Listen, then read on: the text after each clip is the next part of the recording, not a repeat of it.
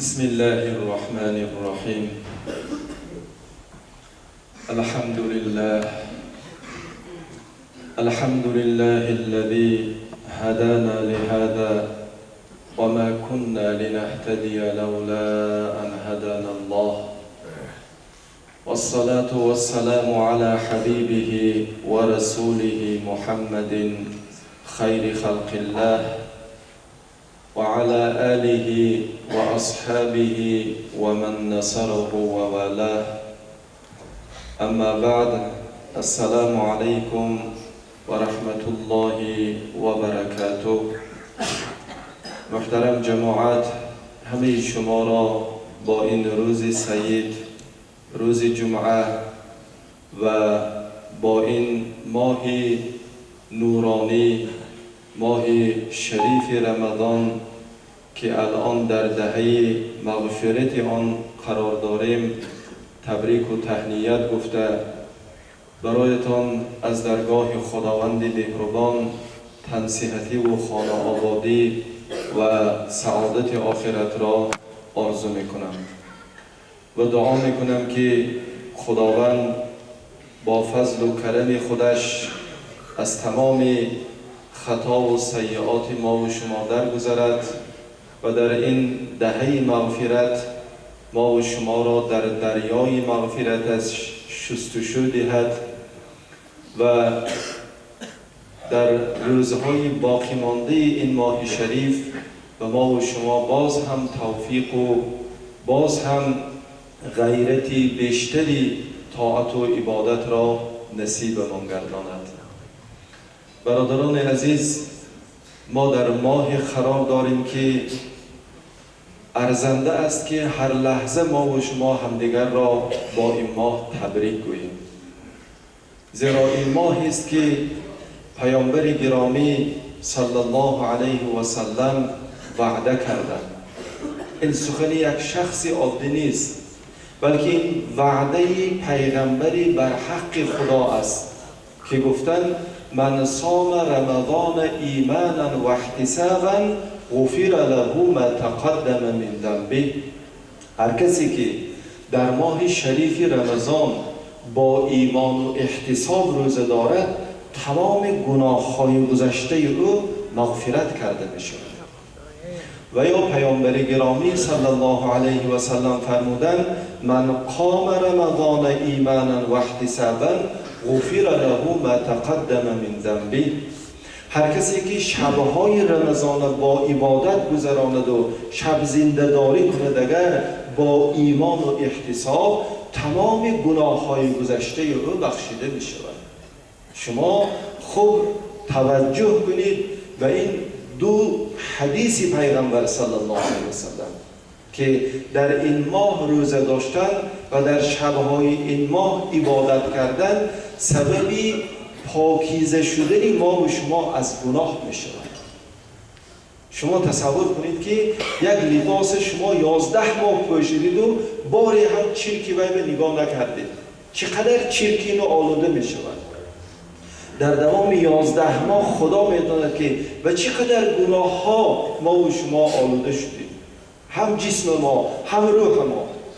اکنون تصور کنید که به سبب روزه داشتن در ماه شریف رمضان و شبها عبادت کردن، همچنانی که شما لباس سفیدی چرکینه تقارب انداخته یک چیزی قیمت کتی میشوید سفید شده میبراد، به سبب روزه داشتن و شبها عبادت کردن در این ماه شریف رمضان، پیغمبر خدا وعده میکنه که مثل همین لباس سفید گناه های شما تازه میشود، جسم شما و روح شما انمی خیلی پاکیزه میشود.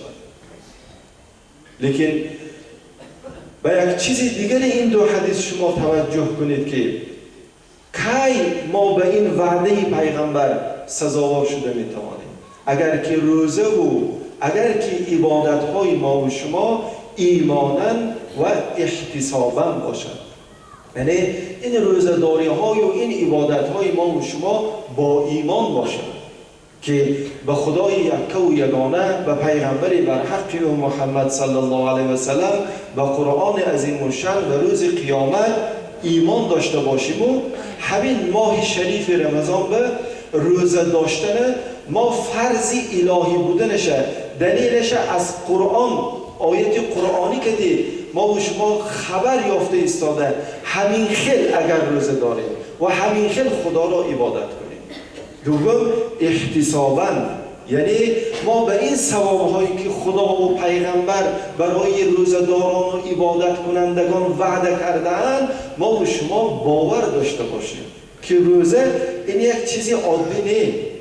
مثل که بعضی ها اهمیت روزه گپ زده ایستاده اگر روزه داری تنت صحت میشد، سلامتی و فایده دارد. نه، سلامتی و فایده داشتن روزه این یک ذره از فایده های روزه است، بلکه ما و شما باید احتساباً روزه داریم، احتساباً عبادت کنیم که این نخوردن ها و ننوشیدن ها و از صبح صادق تا فرو رفتن آفتاب مهنت کردن ها و شبها راست ایستاده عبادت کردن های عوضش به خدا و پیغمبر به ما اجر و ثواب وعده کردگی. اگر من روزه دارم و شبها عبادت کنم پیغمبرم به من وعده کردن که هیچ وقت دروغ نمیگویند و دروغ نگفتند که تمام گناه های من بخشیده می شود.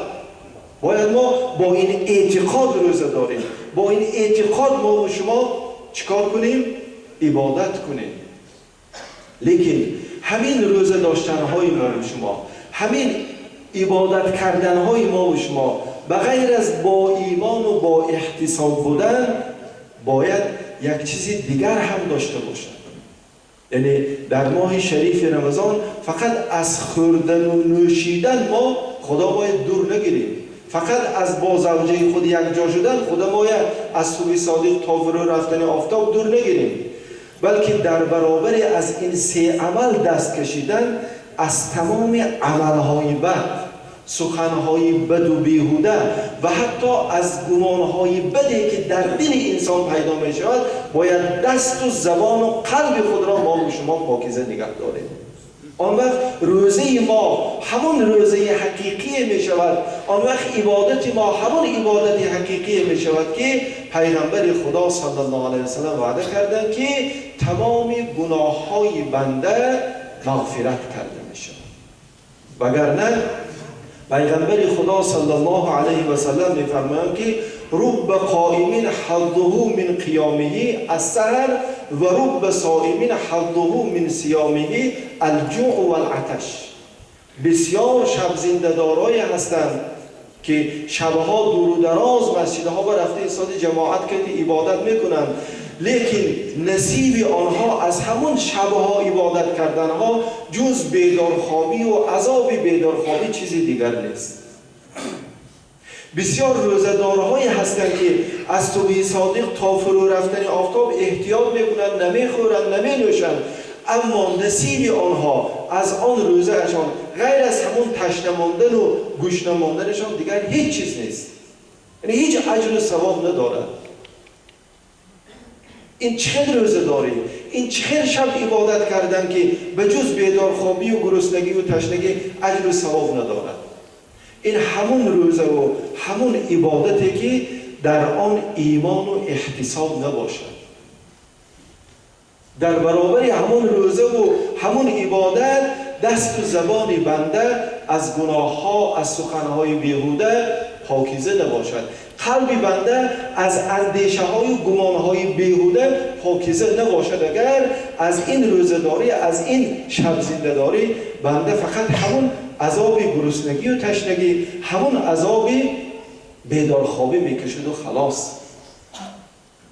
و در حدیث دیگر پیغمبر خدا صلی الله علیه و سلم گفتند که من لم یدع قول الزور والعمل به فلیس لله حاجة فی ان یدع طعامه و شرابه.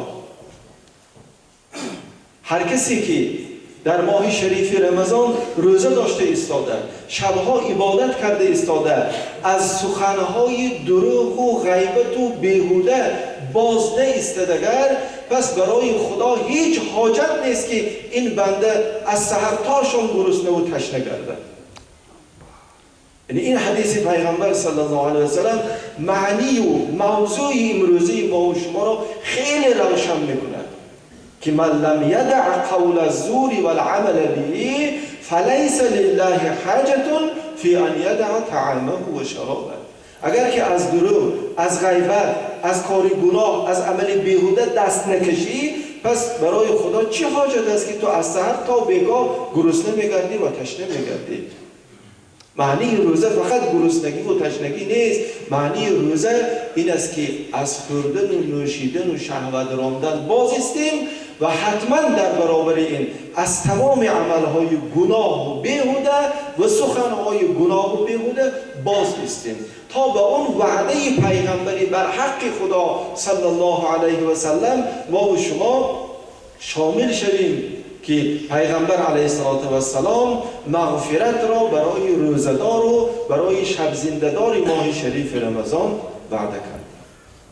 به این موضوع مناسب چون ماه نزول قرآن است، یک نصیحت قرآنی بهش شد.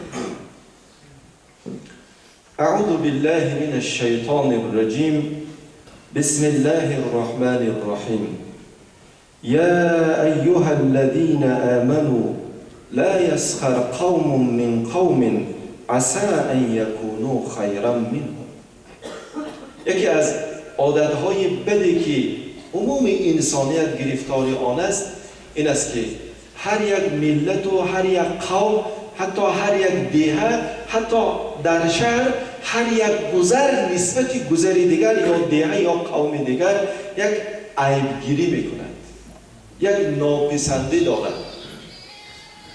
ای نامی عمل کرده، ای بیامه اگذاری باقدیه. نسبت مردمی گذری همسایش یک ناپسندی دارد. یا مثلا اورتیپگی خوجنده پسند نمیکنند، خوجنده دوشنبگی پسند نمیکنند. یا تاجیک عربه یا عرب تاجیکه.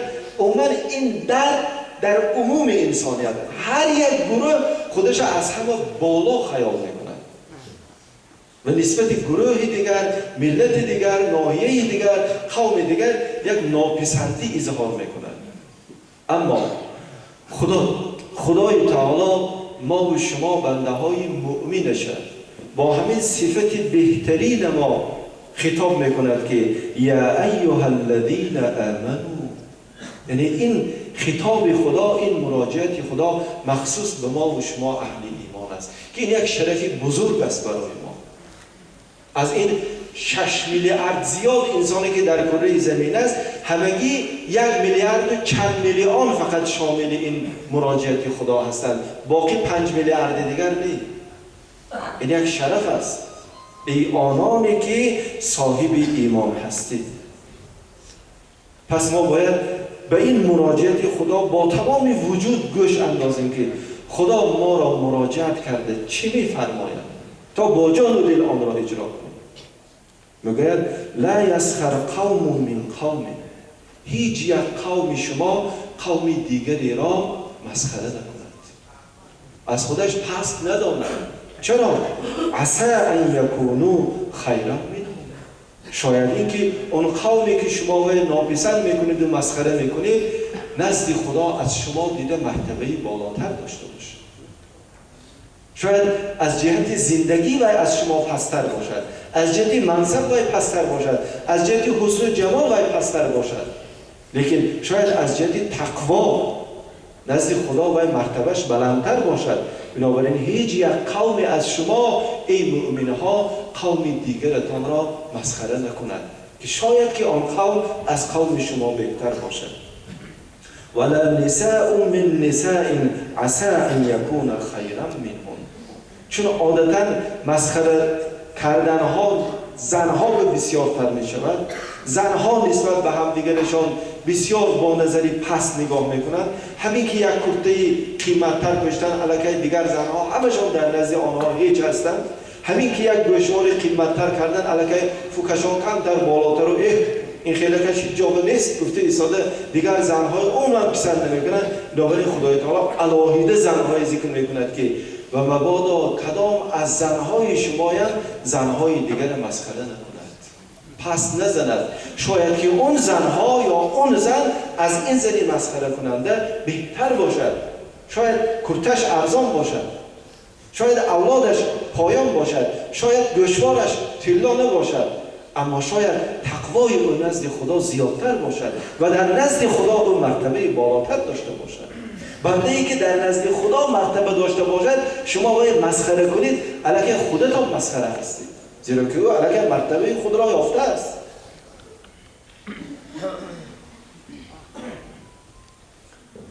و بعدا خدای تعالی بسیار کرامت ما و شما را با یک کلمه خیلی عجیب میفهماند که ولا تلمزوا انفسکم، خودتان عیب نگیرید.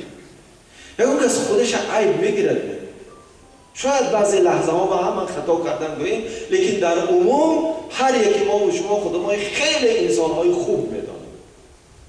اما خدای تعالی میگه که ولا تلمزوا انفسکم، خودتان عیب نگیرید، خودتان مسخره نکنید. معنیش چی؟ معنیش اینه که رفیقتان، دوگانتان، همسایه قشلاقتان، همسایه گذرتان مسخره کردید می و یک مؤمن می و یک مسلمان می، این معنای آن را دارد که شما خودتان مسخره کرده ایستادید. مسخره کردن یک مؤمن، پس زدن یک مؤمن، این مسخره کردن خود شما است، چرا که شما هم مؤمن هستید، شما هم مسلمان هستید. پس باید مسلمان مؤمن هیچگاه یک برادر یا یک خواهر خودش را پس نزند، مسخره نکند که این معنای آن را دارد که او خودش را مسخره کرده ایستاده است، او خودش را پس زده ایستاده است. زیرا پیش از این ندا را کردن در آیت بالایی خدای تعالی گفته بود که استعیذ بالله انما المؤمنون اخوة، مؤمنها به همدیگر برادر هستند.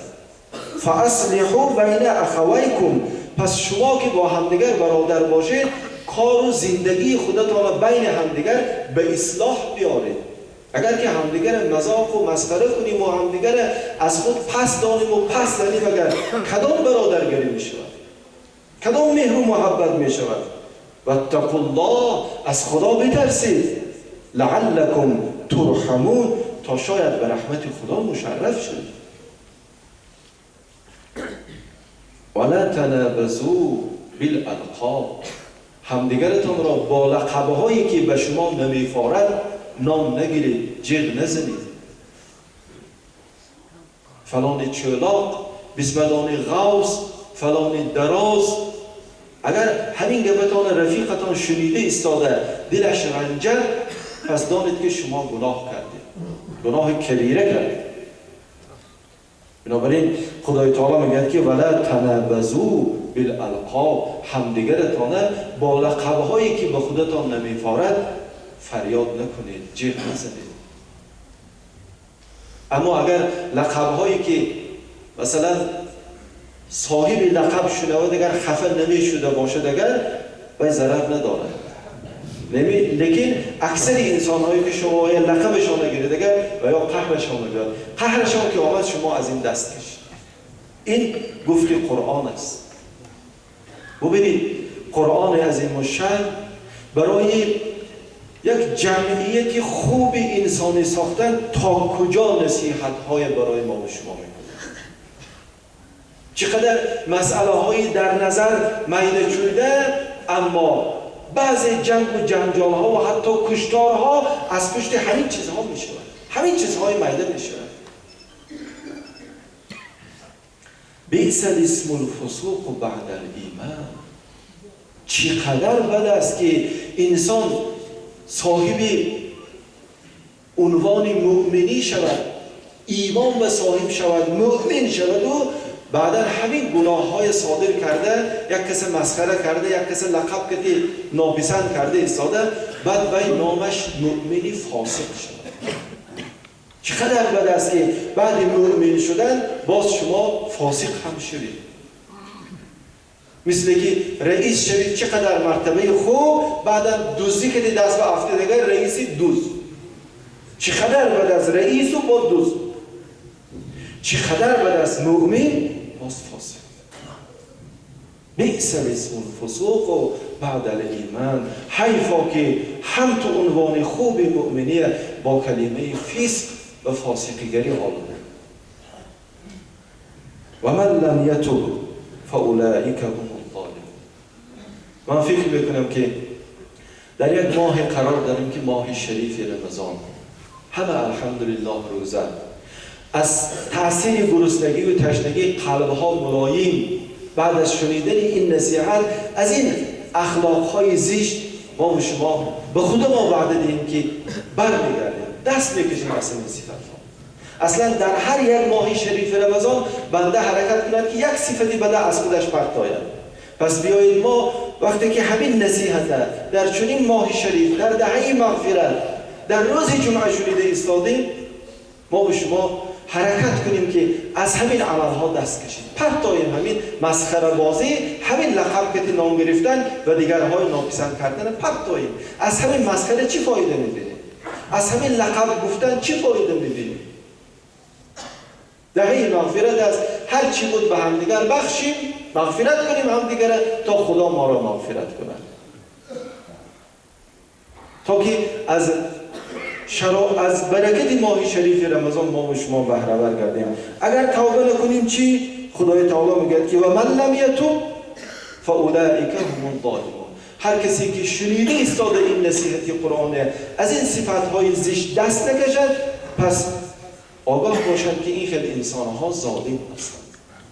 ظالم همین قدر نصیحت خوب قرآنی شنیده، سخن خدا بودنش در سوره حجرات گوش کنیم و باز هم مسخره بازی و باز هم لقب مانی و باز هم ناپسند کردن نسبت همدیگر باشد، اگر چقدر ما و شما ظالم هستیم نسبت به نفس خودمان که خودمان مؤمن فاسق کردیم، خودمان ظالم کنیم که فردا خدای تعالی جزای فسق و جزای ظلم ما و شما را به خود ما و شما.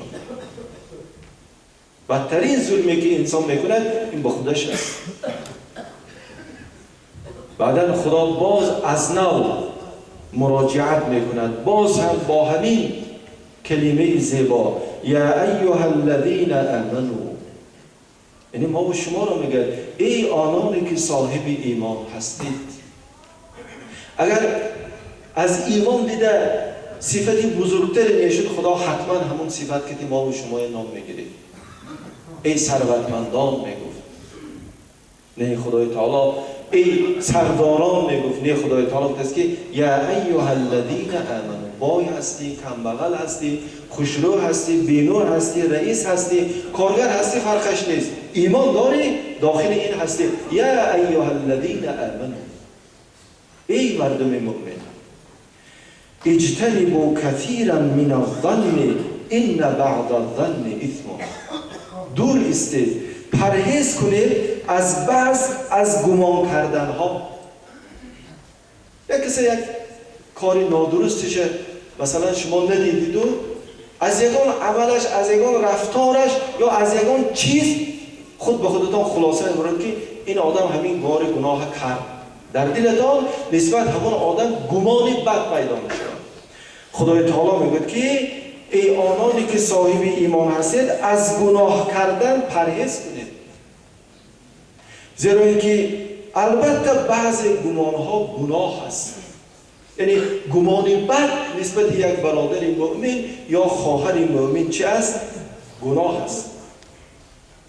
بنابراین پیغمبر صلی الله علیه و سلم گفتن که اذا ظننت فلا تحقق، نسبت یک برادر مؤمن وقتی یک گمان دلت پیدا شد، می گمان از دلت برآورده پرتا نیست کن و گمانه لا تحقق، اپایش کافته نگرد که کنی همین گمانم توقی باشه، همین حقانی همین آدم همین کار کراس میگفته، اپایش جاسوسی نکن.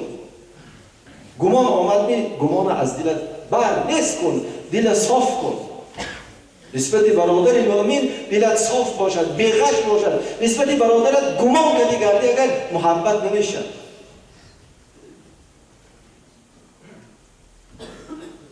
نزد عبدالله بن مسعود رضی الله عنه یک شخص از دستش قپیده آمدن که از ریشش می میچکید، عرق. گفتن که اینه از ریشش عرق چکیده است، بدید، مقصد که عرق خوردگی. حضرت عبدالله بن مسعود گفتن که خوردگیش ندیدی چرا گمان بد میکنی؟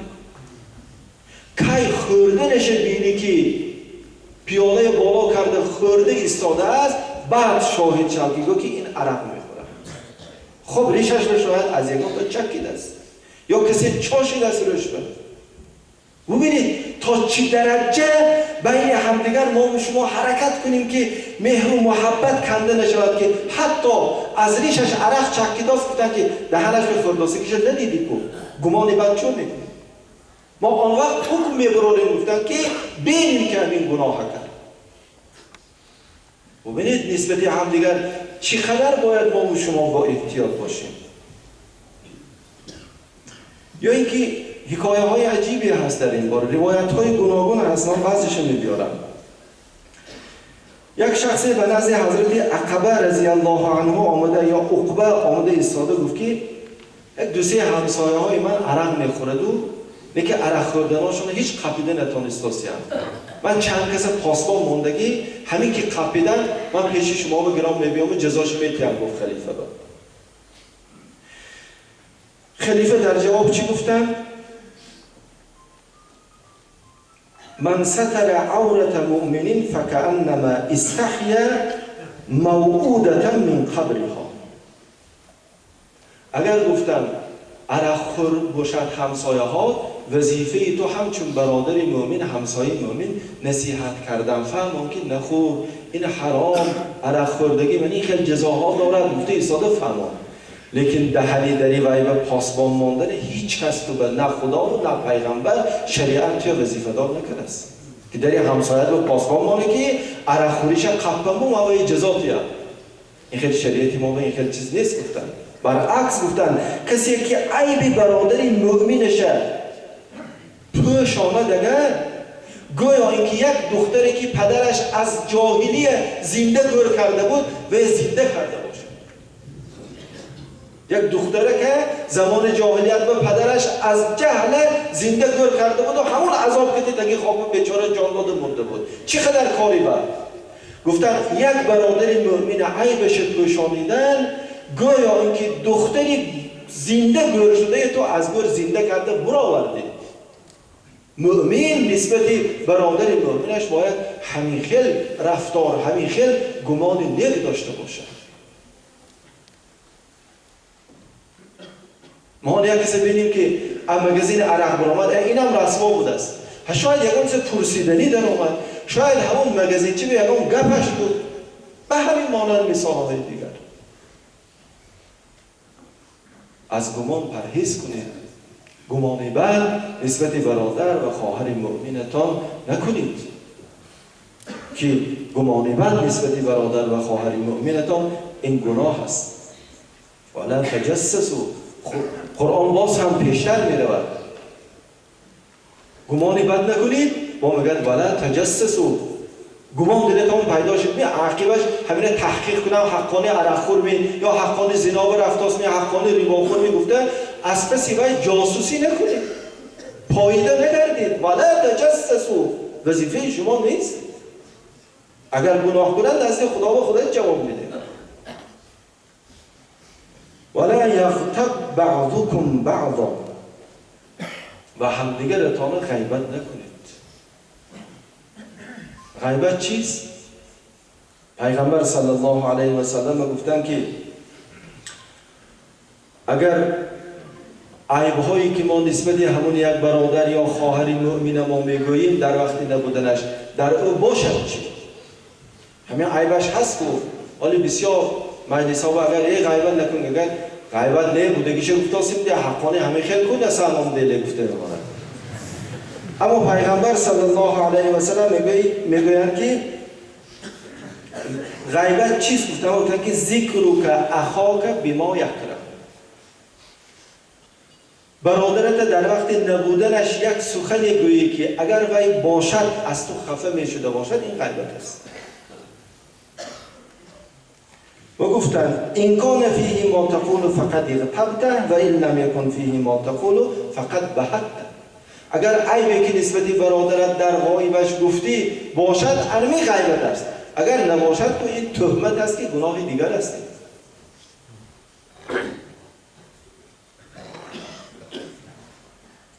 حضرت عایشه رضی الله عنها مادر ما یکی از زنها را به یک قول حضرت صفیه را نزد پیغمبر صلی الله علیه و سلم به قد پست گفتند. ببینید مادر مؤمنان حضرت عایشه، ببینید پیغمبر پیروان خودشانه، زوجه دوست داشته ترین خودشانه در چنین کارهای اندک چقدر تعلیم خوب میکردن.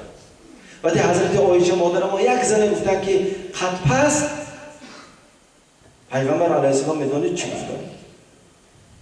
لقد قلت کلمتا لو مزجت بماء البحر لمزجته.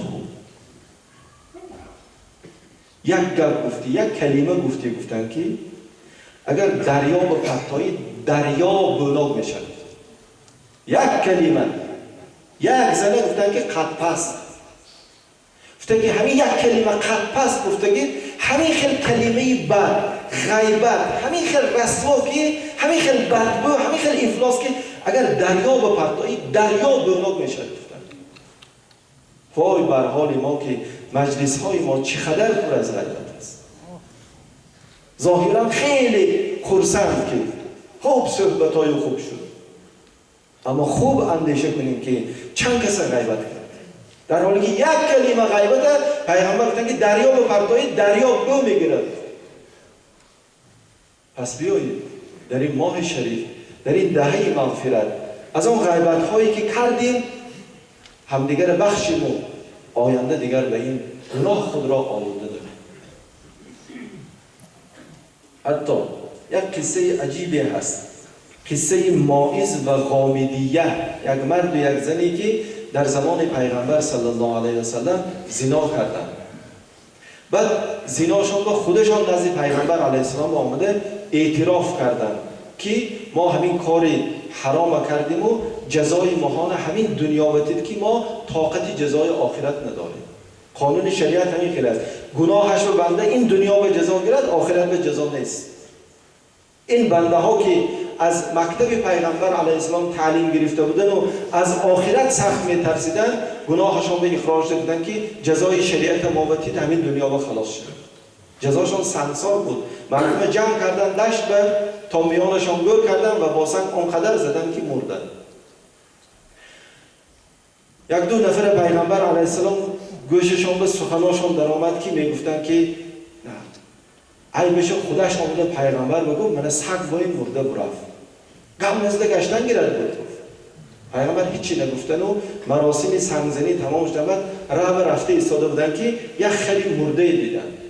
همون آدم های همین گپ گفتگیه سگ با این مرده برفت بیکار گفتگیه جیغ زده گفتن که کنی فرای تا این گوشتی خر مرحمت کرده خوری تا گفتن که رسول خدا این گوشتی خر خورده میشه.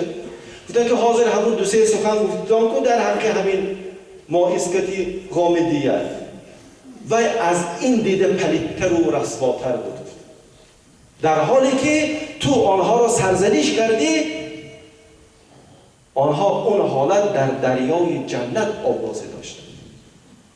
به سبب گناه به اخراج شده قانون شریعت بالاشون به جاری شدن خدای تعالی آنقدر آنها را بخشید که گفتن تو آنها را مذمت میکردی در حالی که آنها در دریای جنت آوازه داشتند. ببینید نسبت به برادری مؤمن و خواهری مؤمنتان هرچند این گناه های بده کردم که اگر گناهی بده کردم که شما غیبت نکنید، گناهش به خودش جزا میگیره. شما آگاه کنید، شما فقط نصیحت کنید. ایحب احدکم ان یاکل لحم اخیه میتا فکرهتموه. و خدا حقیقتی غیبت بیان میکند که آیا دوست می‌دارید این که برادری مرده تانه گوشتش کنده خورید؟ کی میخواهد؟ خواه ناخواه با شنیدن این سخن در دل انسان کراهت پیدا میشد، ناخوش میشوید. خدا میگوید فکرهتموه، دلتان بس حق رسید نه، معقول نشد نه. واتقوا الله، از خدا میترسید، غیبت نکنید. ان الله تواب رحیم. لیکن اگر توبه کنید و از امروز از این صفتها باز ایستید، اگر خدای تعالی تواب است، همیشه توبه شما را قبول میکند. هر لحظه، کدام سن و سال نباشید، کدام لحظه شب و روز نباشد، همین که پشیمان شدید از گناه و بازگشتید توبه کردید، توبه شما قبول می شود، زیرا خداوند رحیم است، نسبت بنده هاش مهربان است. و سوم بار خدا میگه یا ایها الناس انا خلقناكم من ذکر و انثى وجعلناكم شعوبا وقبائل لتعارفوا ان اکرمکم عند الله اتقاکم ان الله علیم خبیر. ای انسان ها، اکنون همه را خدا مراجعت میکند، ای انسان ها، البته ما آفریدیم شما را از دو جنس، مرد و زن، و شما را به قبیله ها جدا کردیم، تاجیک، ازبک، عرب، روس، فرانسوز، شما را به گروه ها جدا کردیم، استروشن، خوجند، دوشنبگی، قراتگینی، ختلانی. این نه به آن خاطر که عرب از تاجیک بالاتر باشد یا تاجیک از روس یا روس از انگلیس بالاتر باشد، یا اینکه شما را از دو جنس آفریده، مرد و زن. این معنی آن را ندارد که مرد نزد خدا و بالا استد، زن پایان استد، بلکه ما شما را از مرد و زن آفریدیم و شما را به قبیله ها جدا کردیم، به رنگ پوست ها جدا کردیم، گروه سفید پوست، گروه زرد پوست، گروه سیاه پوست. چرا؟